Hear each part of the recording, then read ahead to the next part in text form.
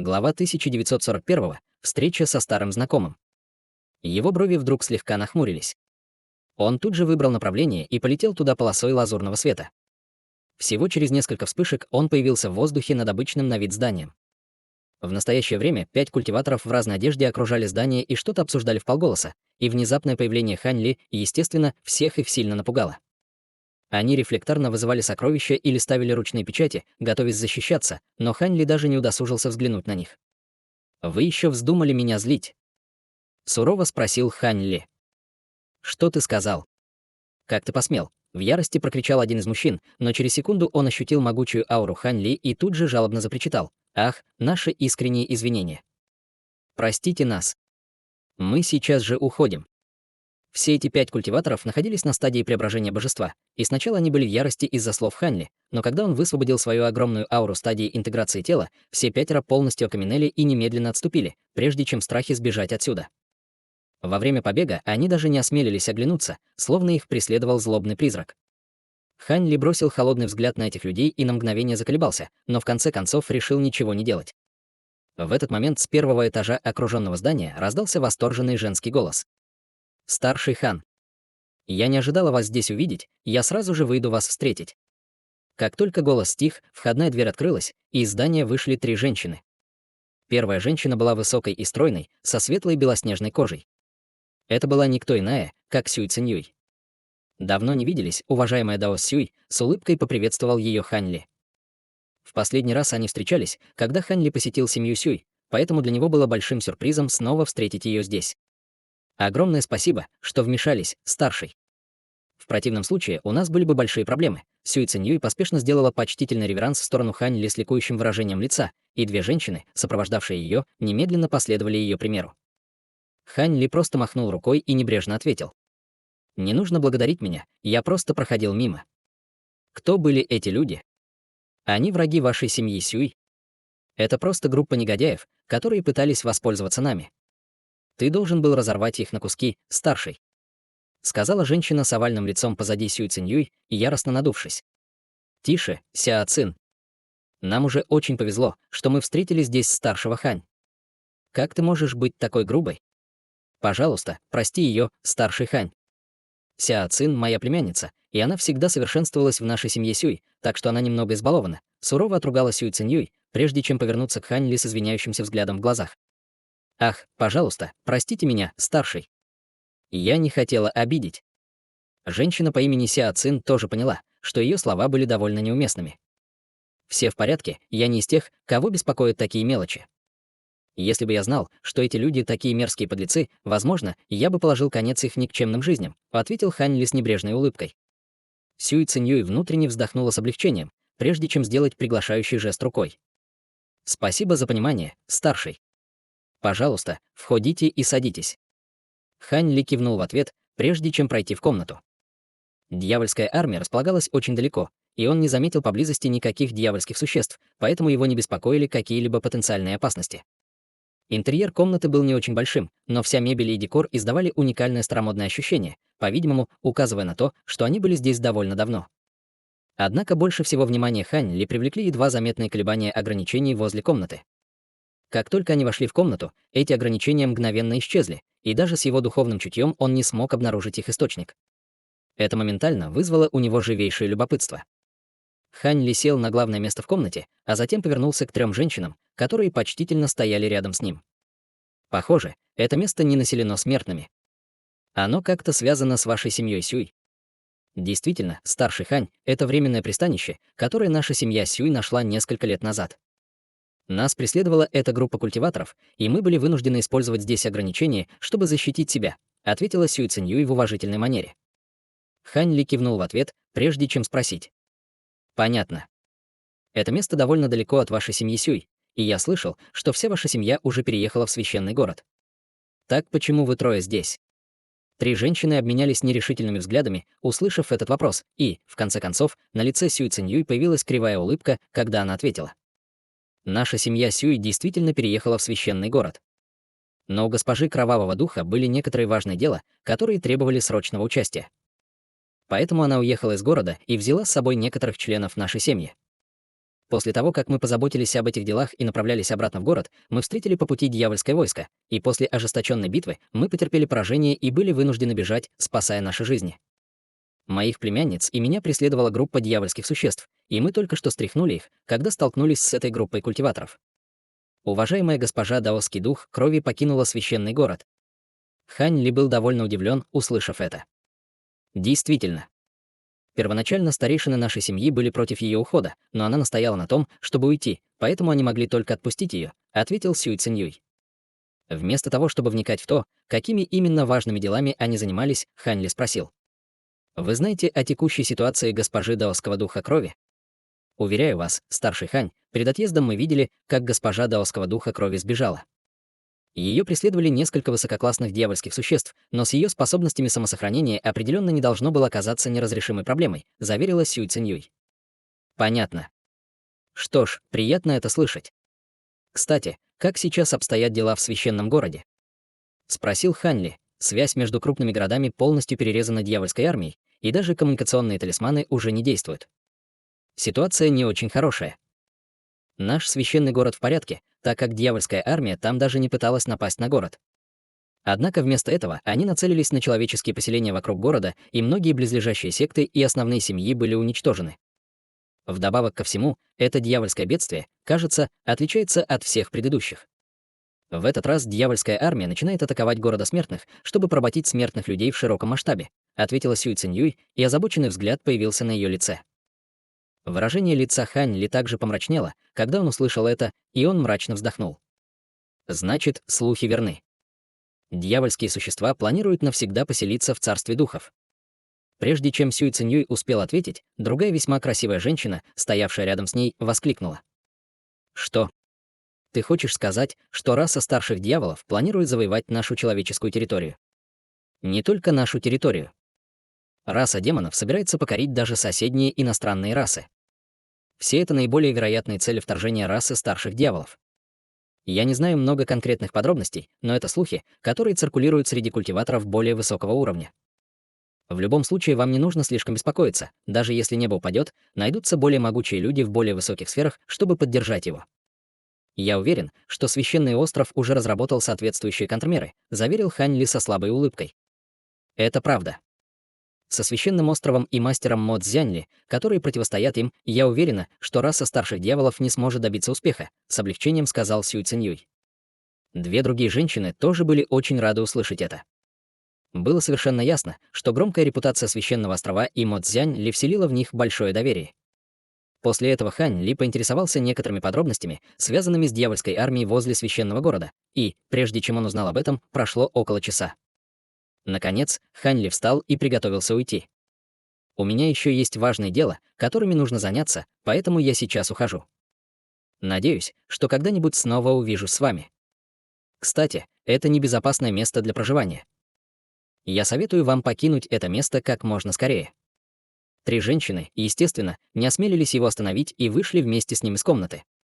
Лазурный свет вспыхнул на теле Хань Ли, и он быстро улетел вдаль, а Сюй Циньюй смотрела на него со сложным выражением лица. Как только Хань Ли исчез вдали, женщина с овальным лицом спросила нетерпеливым голосом. «Тётя Сюй, этот Хань Ли. Это и есть тот самый старший Хань, который вернул нам госпожу даосского духа крови. Он действительно культиватор интеграции тела». Заинтригованное выражение появилось и в глазах другой женщины. Действительно, это он. Когда он посетил нашу семью Сюй, он уже был на стадии ранней интеграции тела, и я слышала, что он совершил еще один прорыв на новый уровень стадии интеграции среднего тела незадолго до дьявольской скорби, ответила Сюй Циньюй с печальной улыбкой. Что? Он культиватор средней стадии интеграции тела. Я впервые вижу кого-то с такой высокой базой совершенствования. Я слышала, что у вас довольно тесная связь, и даже некоторое время работали с ним в небесном городе. Это правда, тетя Сюй? Взволнованно спросила женщина с овальным лицом.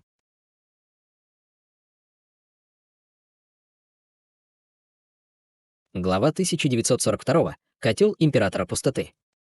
Какой смысл упоминать прошлое? С тех пор моя база совершенствования несколько улучшилась, но это ничто по сравнению с успехами, которых добился старший Хань. Он продвинулся от стадии трансформации божества до стадии интеграции среднего тела менее чем за 2000 лет. Это практически неслыханно в истории человечества, ответила Сюй Циньюй, уныло покачав головой. После короткого молчания другая женщина спросила: «Если этот старший Хань действительно такой сильный, почему вы не попытались удержать его?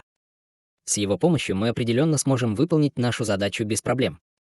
Мы были отделены от госпожи даосского духа крови, но она специально сказала нам, что задачи, которые нам были поручены, являются ключом к решению того, сможет ли матриарх Ледяная Душа вернуться в нашу семью Сюй. Даже людей в нашей семье Сюй не так много, то они знают о том, что мы делаем. Старший Хань является благотворителем нашей семьи Сюй, но все же было бы лучше не раскрывать ему что-то подобное. В любом случае, он уже прогнал этих культиваторов, так что пока это место должно быть безопасным. Если мы будем работать так быстро, как только сможем, мы сможем быстро получить этот предмет, а затем воссоединиться с госпожой даосского духа крови. На данном этапе было бы лучше не вовлекать других людей, спокойно ответил Сюй Циньюй. Две другие женщины обменялись взглядами, услышав это, прежде чем кивнуть в унисон. После короткой паузы Сюй Циньюй снова вошла в комнату и сказала: «Хорошо, давай снова спустимся». Две другие женщины, естественно, последовали за ней. Тем временем в подземной пещере за бесчисленные километры от места, которое посетил Хань Ли, красотка в багровых доспехах вытаскивала сверкающим малиновым светом ледяной клинок из тела высокосортного дьявольского существа. Безжизненное тело дьявольского существа тяжело рухнуло на землю, а в пещере совершенно неподвижно лежали еще два чернильно-черных дьявольских тела. Кроме того, все три тела были покрыты слоем льда и иния. Женщина бесстрастно взглянула на тело, прежде чем полететь вглубь пещеры по узкому проходу. Сделав несколько поворотов, затем спустившись глубже под землю, она оказалась перед невзрачной каменной стеной. Ее глаза тут же загорелись, и она перевернула руку, чтобы создать шар лазурного света, внутри которого находился миниатюрный лазурный котел. Котел повернулся на месте и мгновенно увеличился примерно до 10 футов в высоту. Он мерцал лазурным светом, а вокруг него выступали рельефные картины, изображающие сцены флоры и фауны. Это был не что иное, как котел небесной пустоты, которым когда-то владел Хань Ли. Эта женщина в алых доспехах, естественно, была никем иным, как клоном госпожи даосского духа крови, и после того, как дьявольская армия отделила ее от остального окружения семьи Сюй, она проделала весь этот путь сюда, прежде чем быстро расправиться с этими тремя высококлассными дьявольскими существами. Было совершенно ясно, что она привела своих преследователей в эту подземную пещеру с определенной целью, а не просто в панике, ища поспешное решение. После вызова котла небесной пустоты, клон госпожи даосского духа крови начала что-то напевать, быстро щелкая пальцами по направлению к котлу. Несколько лазурных заклинательных печатей вылетели вперед, прежде чем исчезнуть в котле одна за другой, и из сокровищницы тут же раздался громкий жужжащий звук. Крышка котла слегка дрогнула, прежде чем взлететь в воздух и исчезнуть в пространстве, после чего из котла во вспышке лазурного света появилось несколько лазурных рун. Эти руны быстро увеличились в размерах, прежде чем выстроиться рядом друг с другом, а затем полетели прямо к каменной стене впереди. Раздался глухой рокот, и как только лазурные руны соприкоснулись с каменной стеной, та рассыпалась в прах, открыв древние медные ворота, на поверхности которых было прилеплено несколько мерцающих серебряных ограничивающих талисманов. Холодный взгляд в глазах клона госпожи даосского духа крови немного ослаб, когда она увидела это, и она пробормотала себе под нос в приподнятой манере. Слава богу, оно все еще не тронуто. Кажется, никто не обнаружил это место. Мое истинное тело действительно приняло мудрое решение, установив эту резервную меру. Затем она снова щелкнула пальцем, и порыв яростного ветра ударил в котел сбоку. Котел тут же издал ясный звенящий звук, прежде чем извергнуть вспышку лазурного света, устремившуюся к медным воротам. Перед лицом лазурного света серебряные руны на воротах бесшумно стерлись, и ворота медленно открылись сами по себе. Клон госпожи даосского духа крови сразу же влетела в ворота в виде полосы малинового света, и в тот же момент, когда она прошла мимо лазурного котла, он внезапно исчез во вспышке лазурного света. За воротами находился полутемный зал площадью около нескольких акров. Весь зал был пуст, если не считать квадратного каменного стола, на котором стоял еще один маленький котел. Этот котел тоже переливался лазурным светом и имел причудливые узоры по всей своей поверхности. Он очень напоминал котел небесной пустоты. Багровый свет отступил, и клон госпожи даосского духа крови появился перед каменным столом, прежде чем сделать хватательное движение, направленное к маленькому котлу, который поднялся в воздух и влетел в ее руки, как шар лазурного света. На лице клона госпожи даосского духа крови появился намек на восторг, когда она оценила маленький котел. Котел небесной пустоты, котел духа пустоты и котел императора пустоты. Бьюсь об заклад, эти ублюдки не знают, что я просто случайно заполучила еще одно сокровище котла, прежде чем отправиться в путь. Этот котел императора пустоты намного мощнее, чем два других котла. Теперь, когда я захватила его, у меня есть ключ, чтобы снова получить доступ к этому месту. как только дьявольская скорбь завершится, я смогу отправиться на громовой континент. Клон госпожи даосского духа крови пробормотала себе под нос, и маленький лазурный котел в ее руке исчез во вспышке духовного света. После этого она больше не оставалась в зале. Она потерла руки, прежде чем поднять их в воздух, и раздался громкий раскат грома, когда из ее ладоней в бешенстве вырвались бесчисленные разряды малиновых молний, которые ударили по стенам зала вокруг нее. Весь зал в мгновение эйка озарила малиновая молния, и все его стены были разрушены. Через несколько секунд после того, как клон госпожи даосского духа крови вырвалась из зала полосой малинового света, весь зал полностью рухнул. Вскоре после этого малиновая полоса света появилась в воздухе над крайне унылой и бесплодной равниной. Эта полоса летела в определенном направлении. В этом направлении лежал небольшой город, где располагалась троица Сюй-Циньюй. Месяц спустя Хань Ли парил высоко в воздухе и с ледяным выражением лица оценивал битву внизу. На высоте более 10 тысяч футов под ним находилось более сотни дьявольских существ в пурпурных доспехах со странными дьявольскими узорами на лицах. Они начали свирепые атаки на группу из дюжины или около того людей-культиваторов. Даже дьявольские существа с самой низкой базой совершенствования среди них находились на стадии зарождения души, и их возглавляла пара дьявольских существ в средней стадии трансформации божества. Это была элитная дьявольская сила. Что касается людей-культиваторов, на которых напали, все они носили одинаковую одежду, но были большие различия в их возрасте и основах совершенствования. Среди них было несколько маленьких девочек, которые находились только на стадии учреждения основания, в то время как самым могущественным существом в их рядах был пожилой мужчина на поздней стадии преобразования божества. Это явно была секта или семья культиваторов. Большинство этих людей-культиваторов находились на стадии формирования ядра. Поэтому, хотя пожилой человек делал все, что в его силах, чтобы настроить всех в глубокой формации, они все еще находились в чрезвычайно опасной ситуации. Пожилой мужчина контролировал довольно большую часть нападавших, но его глаза были полны отчаяния, когда он оценивал текущую ситуацию. Перед лицом стольких дьявольских элитных воинов, даже если бы он смог сбежать, сохранив свою жизнь, все его младшие, несомненно, были бы убиты. Имея это в виду, в глазах пожилого человека появился намек на свирепость, и он выплюнул большой кусок эссенции крови в сторону дьявола, прежде чем указать на него пальцем. Звук воющего ветра и грохот грома мгновенно раздались из-под печати. И одновременно из нее вышел белый змей, который бросился прямо на двух дьявольских существ в средней стадии трансформации божества. Два высококлассных дьявольских существа знали, что этот пожилой человек дает последний бой, и зловеще захихикали, когда за каждой из их спин появились гигантские дьявольские птичьи проекции. На проекциях была изображена пара дьявольских существ с оленями головами и телами летучих мышей, что представляло собой довольно жуткое зрелище. Как только две проекции появились, они тут же взмахнули крыльями и устремились вперед, чтобы столкнуться с проекцией белого змея. Две стороны, казалось, были равны, и именно в этот момент формация, сформированная культиваторами людьми, наконец начала рушиться перед лицом шквала атак дьявольских существ. Лица всех людей-культиваторов стали смертельно бледными. Увидев это, пожилой человек издал громкий крик, когда положил руку на свою голову, готовясь выпустить свою зарождающуюся душу, чтобы действительно дать последний бой. В этот момент в воздухе раздался холодный хрип. Голос был не очень громким, но он поражал слушателей пробирающим до костей ощущением. Все человеческие и дьявольские существа внизу почувствовали, как будто удары грома разразились прямо в их разуме, и они неустойчиво покачнулись в ответ. Сразу же после этого появился шар лазурного света, внутри которого можно было увидеть гуманоидную фигуру. Гуманоидная фигура опустила рукав вниз, и из него вырвалось более сотни полос лазурного света, прежде чем превратиться в несколько сотен полос меча. Мечи Ци вращались в воздухе, прежде чем броситься вниз, но в следующее мгновение все они исчезли, как будто они были не более чем проекциями. Затем в воздухе над дьявольскими существами вспыхнули пространственные колебания, и серия лазурных летающих мечей вылетела из космоса, прежде чем пронестись по воздуху. Раздалась череда мучительных воплей, когда все дьявольские существа были полностью залиты лазурным светом, а их тела были разрезаны на бесчисленные куски. Даже их зарождающиеся души были превращены в ничто. Огромное пространство кровавого тумана пропитало всю территорию вместе с непреодолимым запахом запекшейся крови.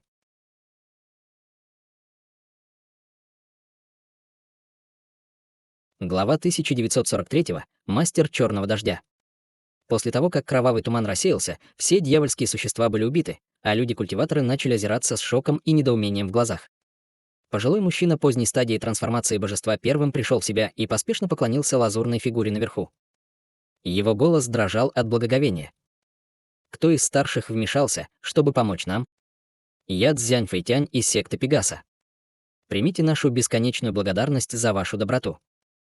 Другие культиваторы также быстро пришли в себя и поклонились Хань Ли. Все мы люди, поэтому я, естественно, не мог просто стоять и смотреть сложа руки. Направляйтесь на запад, там нет дьявольских существ, так что пока безопасно. Это все, чем я могу вам помочь, сказал Ханли, взмахнув рукавом по воздуху, и все полосы лазурного меча Ци полетели обратно в его рукав. Пожилой мужчина изо всех сил пытался увидеть появление гуманоидной фигуры в лазурном свете, но безрезультатно. Таким образом, он немедленно отвесил еще один уважительный поклон и сказал: «Могу ли я узнать ваше уважаемое имя, старший? Наша секта Пегаса обязательно присягнет вам верности в знак благодарности за вашу доброту. Хе-хе, меня зовут Хань. Вам не нужно из кожи вон лезть, чтобы отплатить мне, я просто проходил мимо. Хорошо, мне пора идти. Удачи вам всем».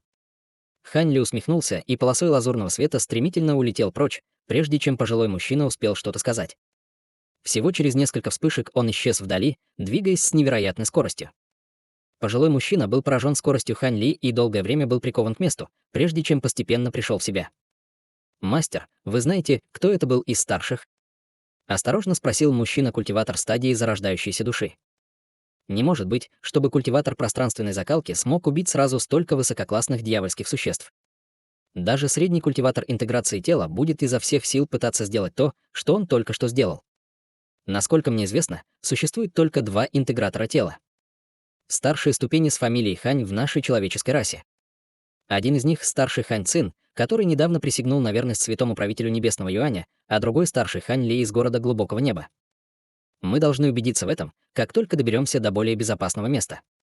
Он спас нам жизнь, и это то, что мы не можем просто забыть. Ответил пожилой мужчина. Да, мастер. Поскольку здесь появились дьявольские существа, это место больше не безопасно. Согласно нашему первоначальному плану, мы собирались отправиться в секту, спрятанную в горном хребте Черной воды, но старший Хань говорит нам: иди на запад. Насколько я знаю, запад состоит из обширного пространства унылых и бесплодных равнин.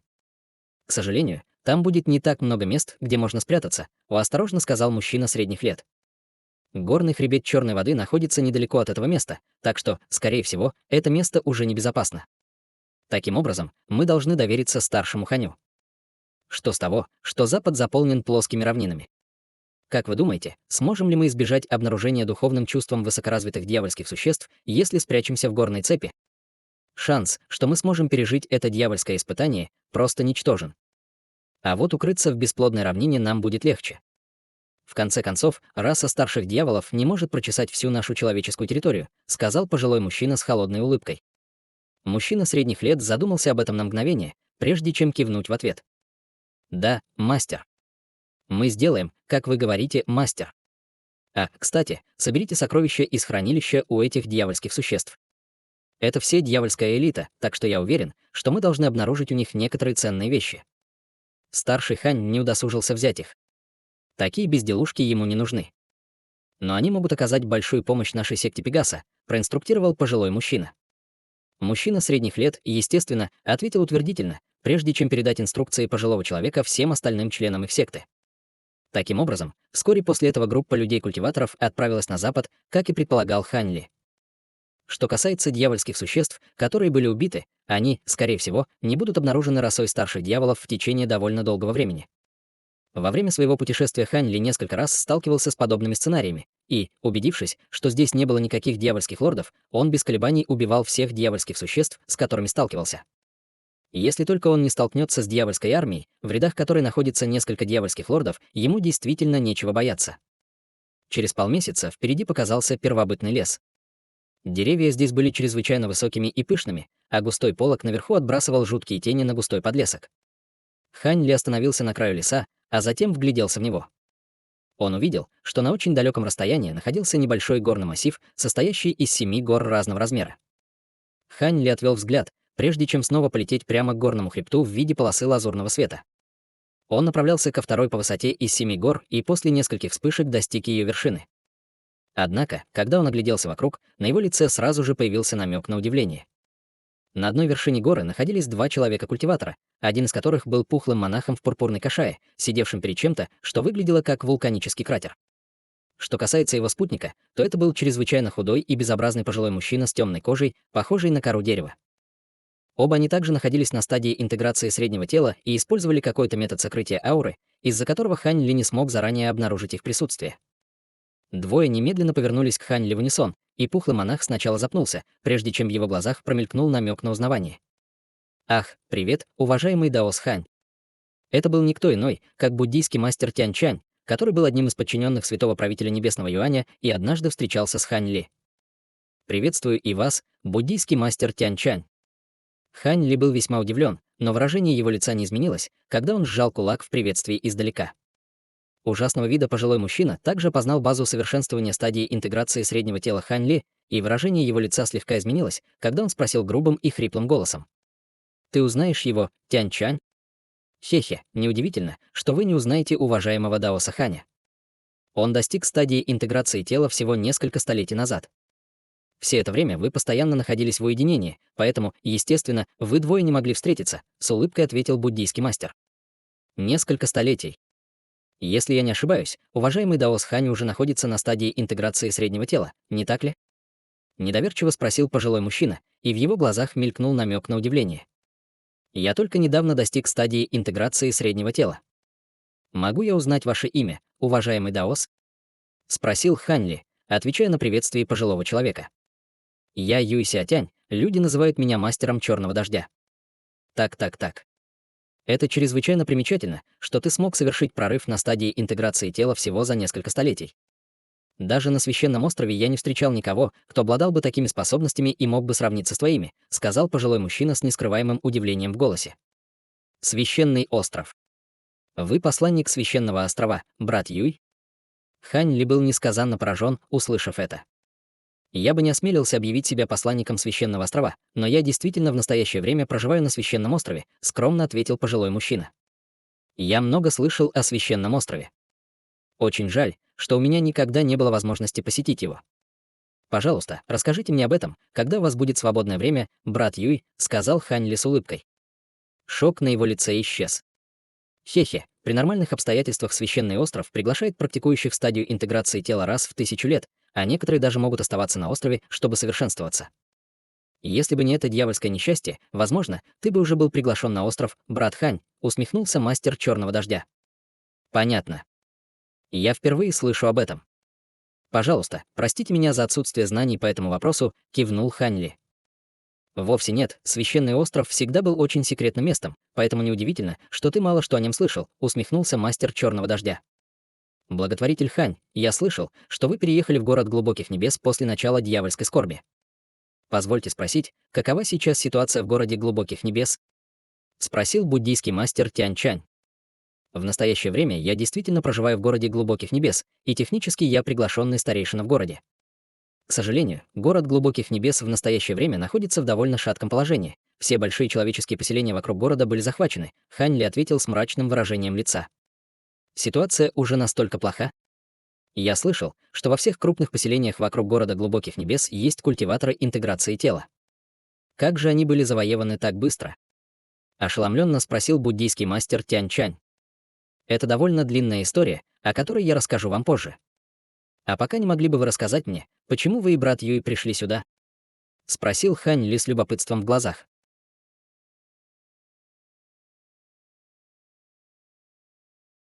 Глава 1944. Земное адское пламя.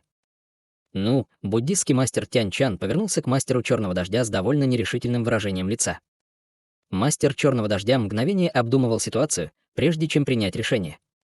Брат Хань — одно из самых могущественных существ в нашей человеческой расе, поэтому он будет для нас отличным союзником.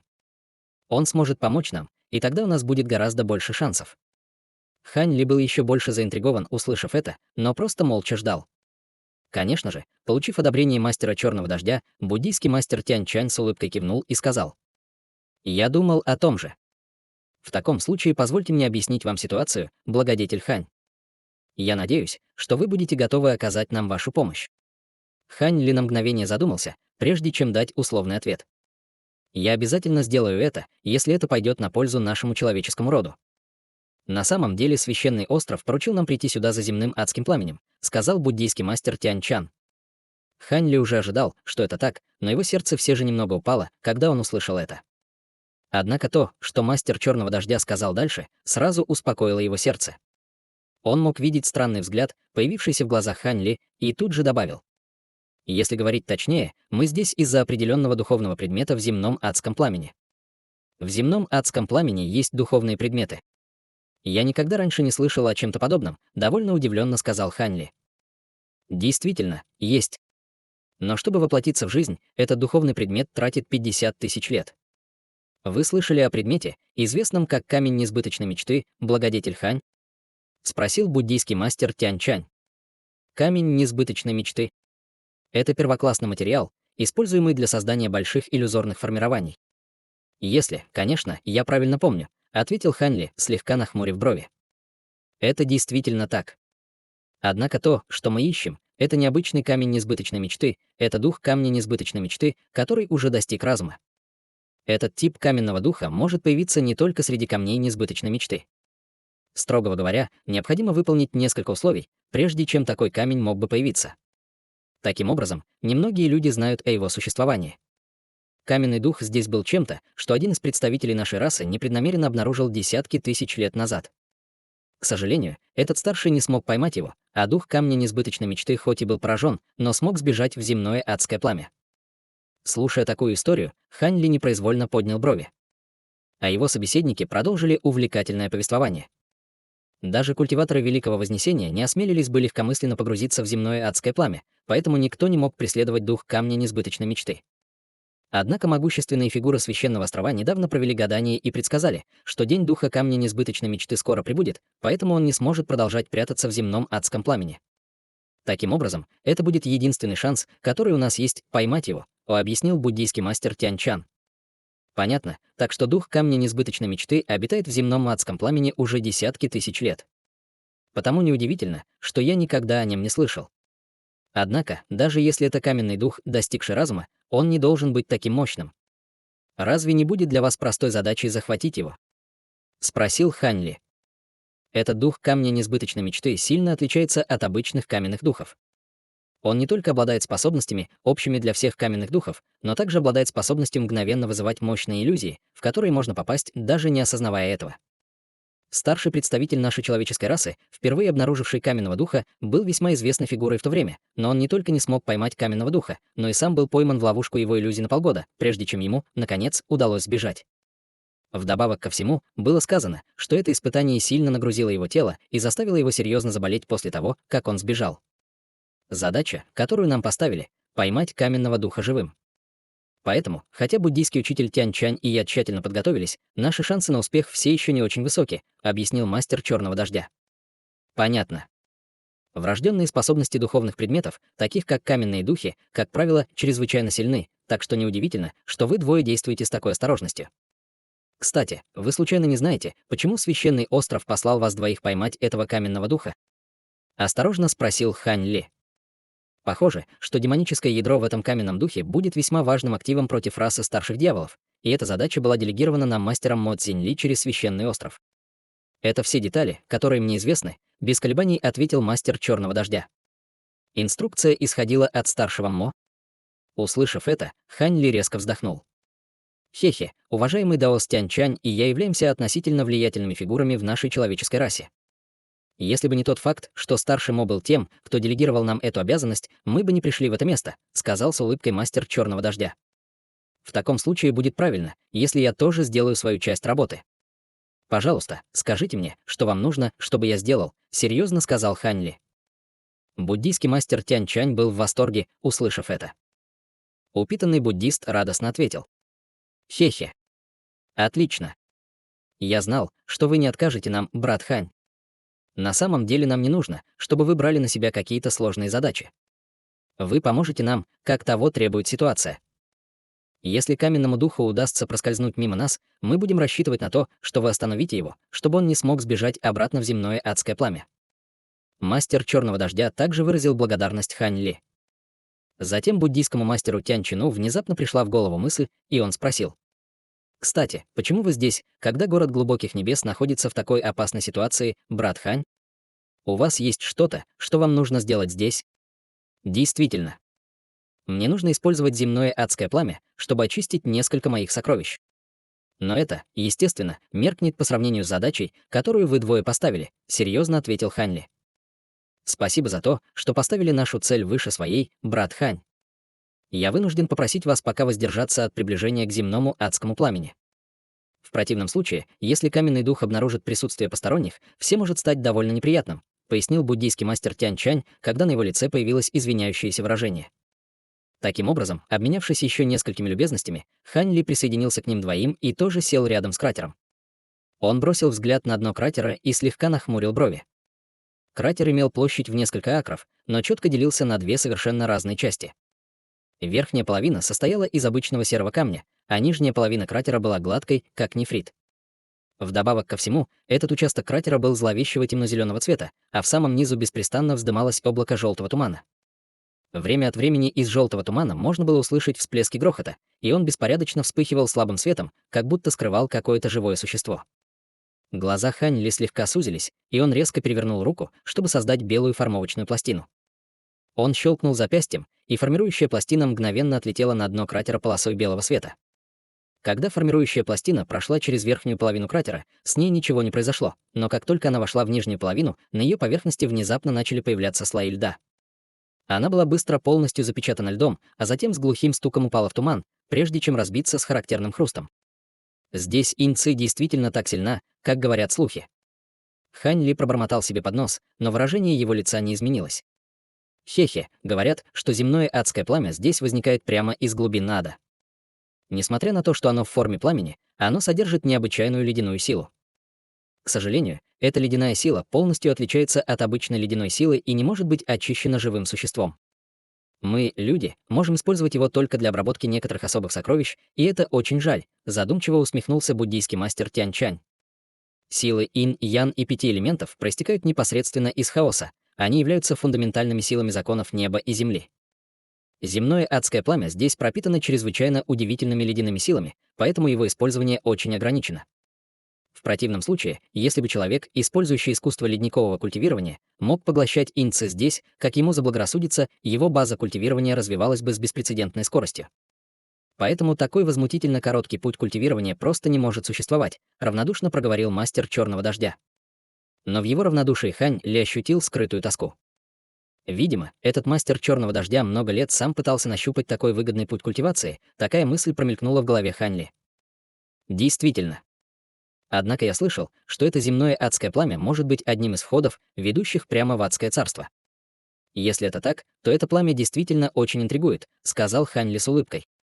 Это слух, который циркулирует с древних времен, но это земное адское пламя невероятно смертоносно. Культиваторы интеграции тела, такие как мы, могут погрузиться в него не более чем на 10 тысяч футов, и даже культиваторы Великого Вознесения однажды рискуют потерять свою жизнь. Они достигают глубины более 100 тысяч футов. Следовательно, никто не может подтвердить эту легенду, задумчиво размышлял буддийский мастер Тянь Чань. Хе-хе, нет необходимости слишком долго думать об этом. Если это пламя действительно ведет в адское царство, то по ту сторону нас ждет лишь адский пейзаж, кишащий злобными призраками и мстительными духами, которые тут же начнут преследование таких совершенствующихся, как мы. Они, естественно, хотят подняться в истинное бессмертное царство, где мы действительно можем обрести вечную жизнь, усмехнулся мастер черного дождя. Буддийский мастер Тянь Чань в ответ серьезно покачал головой. Я позволю себе не согласиться.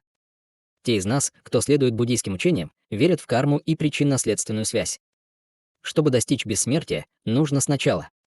Таким образом, эти двое начали делиться своими точками зрения по этому вопросу, и внезапно начались импровизированные дебаты, которые Хань Ли счёл довольно забавными.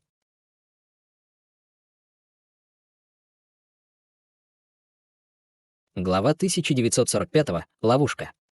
Один из них был набожным последователем буддийского учения, а другой исповедовал даосские мантры, поэтому у них, естественно, были противоречивые точки зрения. Что касается Хань Ли, то он больше склонялся к точке зрения мастера черного дождя. Все те, кто встал на путь совершенствования, должны полностью сосредоточиться на достижении конечной цели бессмертия. По сравнению с ним все остальное действительно меркло. После этого Хань Ли медленно закрыл глаза и вошел в медитативное состояние. Что касается буддийского мастера Тянь Чаня и мастера черного дождя, их спор, естественно, не должен был привести к какому-либо окончательному результату, поэтому они в конце концов замолчали и тоже начали медитировать. Время шло медленно, и 3 дня и 3 ночи пролетели как одно мгновение, но желтый туман внутри гигантского кратера по-прежнему не изменился. В этот день Хань Ли открыл глаза и небрежно направил свое духовное чувство на дно гигантского кратера, на что его брови слегка нахмурились. «Сколько времени прошло с тех пор, как вы двое прибыли сюда?» Может ли быть так, что дата преодоления невзгод духа камня несбыточной мечты была неверно оценена? Уверяю вас, уважаемый Даос Хань, могучие фигуры на Святом острове известны своими точными предсказаниями. Дух камня несбыточной мечты должен преодолеть свои невзгоды в течение этого месяца, так что это время определенно скоро придет, спокойно сказал мастер черного дождя. Понятно. Кажется, я был слишком нетерпелив. Хм. Внезапно выражение лица Хань Ли слегка изменилось, и все трое с серьезным выражением лица повернулись к гигантскому кратеру внизу. Желтый туман на дне кратера внезапно начал яростно взбиваться, и из него начал сходить взрыв ледяной ауры, который был гораздо более мощным, чем раньше, создавая слой желтого льда на нижней половине кратера. Внезапно над головами раздался оглушительный грохот, и Хань Ли поспешно посмотрел вверх и обнаружил, что серия чернильно-черных облаков быстро сходится со всех сторон. В то же время из туч доносились взрывы глухого рокота, и казалось, что складываются бесчисленные разряды молний. Ха-ха, небесные муки каменного духа наступили. Вскоре он выйдет из земного адского пламени как шар черного света. Буддийский мастер Тянь Чань тоже был в восторге, когда тоже взглянул в воздух. Сразу же после этого двое из них начали петь в унисон, пачками выпуская флаги и пластины построения. Они вылетали один за другим.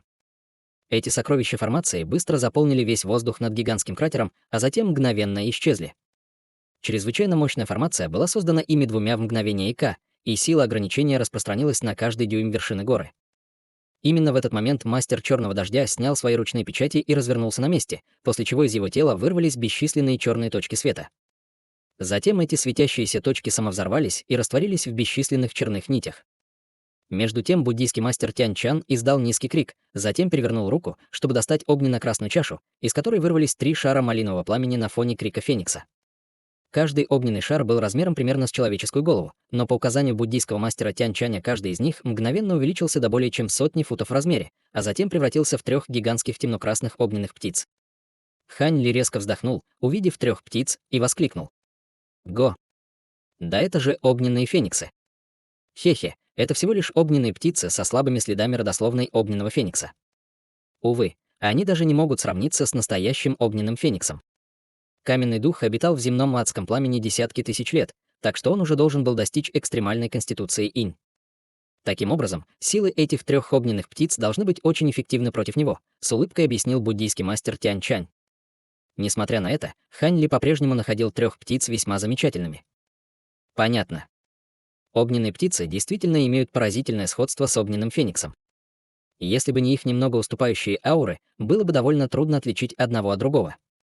Выпустив бесчисленные точки черного света, мастер черного дождя внезапно открыл рот, чтобы извергнуть миниатюрную фиолетовую тыкву. Тыква была размером всего в несколько дюймов, и ее поверхность мерцала пятнышками таинственного серебряного света. Затем из тыквы выскочил голубой кристаллический скорпион. Скорпион был размером всего около фута, но имел чрезвычайно замысловатый вид и имел пару полупрозрачных крыльев на спине. После этого буддийский мастер Тянь Чань и мастер черного дождя наложили на этих духов зверей серию печати заклинаний, чтобы скрыть их тело и ауры. В этот момент темные тучи наверху уже полностью закрыли все небо, и если бы не случайные вспышки серебряных молний, можно было бы подумать, что внезапно наступила ночь. «Брат Хань, нам придется пока покинуть эту гору. Буддийский мастер Тянь Чань и я воспользуемся сокровищем, чтобы стереть остаточную ауру, которую мы оставили здесь», сказал мастер черного дождя извиняющимся тоном. «Конечно. Все духовные предметы обладают удивительными чувствами, и если мы не примем необходимые меры предосторожности, мы не сможем их обмануть». Хань Ли кивнул, поднялся на ноги и исчез на месте в виде столба лазурного дыма. В следующее мгновение вдалеке вспыхнули пространственные колебания, и Хань Ли снова появился, прежде чем скрестить руки и парить в воздухе. Буддийский мастер Тянь Чань и мастер черного дождя обменялись взглядами, прежде чем один из них перевернул руку, чтобы создать полупрозрачную бусину во вспышке белого света. Бусина излучала невероятную ледяную силу, и как только она появилась, мастер черного дождя провел рукавом по воздуху, чтобы выпустить шар лазурного света, который затем развернулся лазурным веером. Буддийский мастер Тянь Чань осторожно взмахнул бусиной в воздухе, и внутри бусины закружился шквал пятицветных рун, когда она выпустила всплеск белой ледяной ци. Мастер черного дождя также указал пальцем на лазурный веер, и сокровище несколько раз взмахнуло в воздухе по его приказу. Порывы свирепых лазурных ветров выплеснулись из веера, а затем образовали свирепый ураган, который переплелся с ледяной силой. Снежная буря мгновенно пронеслась над вершиной горы, и все покрылось толстым слоем льда и снега. Затем буддийский мастер Тянь Чан и мастер черного дождя обменялись еще одним взглядом и тоже отошли от горы, как и Хань Ли минуту назад. Остаточные ауры, оставленные трио, были мгновенно рассеяны свирепой метелью. Приготовьте эту штуку прямо сейчас. Судя по погодным условиям, дух камня несбыточной мечты, скорее всего, скоро появится, сказал буддийский мастер Тянь-Чань, глядя на небо прищуренными глазами. Мастер черного дождя усмехнулся в ответ, прежде чем потереть руки, и среди вспышки серебряного света внезапно появилась серебряная сеть. Идет. Мастер черного дождя закричал, выпуская серебряную сеть, и она превратилась в огромное пространство серебряного тумана, который мгновенно окутал всю гору внизу. После этого он сделал ручную печать, и туман начал быстро рассеиваться, прежде чем раствориться в воздухе. Хе-хе, с этой сетью серебряных небесных молний каменный дух никак не сможет сбежать по воздуху. Что еще более примечательно в этой сети, так это то, что она не окажет никакого влияния на грозовые испытания наверху, так что дух камня несбыточной мечты определенно не сможет это почувствовать, усмехнулся буддийский мастер Тянь-Чань, потирая руки. Действительно. Эта сеть занимает довольно высокое место даже в списке бесчисленных хаотических духов. Если бы не тот факт, что это чрезвычайно важная миссия, священный остров не позволил бы мне вынести ее с острова. Теперь, когда мы перекрыли все пути побега по воздуху, мы должны помешать каменному духу сбежать обратно в земное адское пламя. Нужно наложить ограничение, чтобы отрезать его. Однако одной формации может быть недостаточно, чтобы остановить его, поэтому мы будем рассчитывать на тебя, чтобы не дать ему сбежать, брат Хань. И не забудьте остерегаться иллюзорных способностей духа камня, торжественно сказал мастер черного дождя. Будьте уверены, уважаемый мастера, я сделаю все, что в моих силах, чтобы убедиться, что он не ускользнет. Духовное чувство Ханьли было не менее сильным, чем у существа на стадии Великого Вознесения, поэтому он, естественно, был очень уверен в себе. Мастер черного дождя все еще чувствовал себя немного неловко, но он не мог больше ничего сказать, увидев уверенную демонстрацию Ханьли. В таком случае не должно быть никаких проблем. Буддийский мастер Тянь-Чань и я позаботимся о поимке каменного духа. Таким образом, после краткого обсуждения все трое применили приемы маскировки и скрылись. Единственный звук, который задержался над горой, исходил от свирепой снежной бури, и он также стих через некоторое время. Ледяное белое покрывало накрыло всю гору, и в то же время черные облака наверху начали медленно вращаться, образуя массивный черный вихрь. Внутри вихря сходились бесчисленные дуги серебряных молний, которые постепенно объединялись, образуя чрезвычайно толстый разряд молнии. В то же время раскаты грома наверху внезапно стихли, и наступила гробовая тишина, но удивительное ощущение давления заполнило все окружающее пространство. Тем временем желтый туман внутри гигантского кратера также образовал небольшой вихрь, и центр вихря был полностью черным, как смоль. Однако из него выходили струйки белой ци, и казалось, что призрак или дух может выскочить в любой момент.